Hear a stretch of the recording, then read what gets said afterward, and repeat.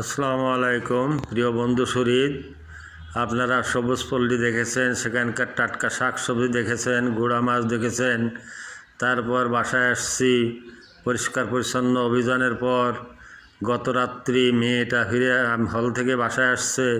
সেই উৎসবের আমেজে মেজাজটা সবার বেশ ফুরফুরে এবং একটা সেলিব্রেশন হচ্ছে। গ্রামের থেকে একটা দেশি হাঁস নিয়ে এসেছিলাম, মোরগ হাঁসের হাঁস, সেইটা আজকে রান্না হয়েছে।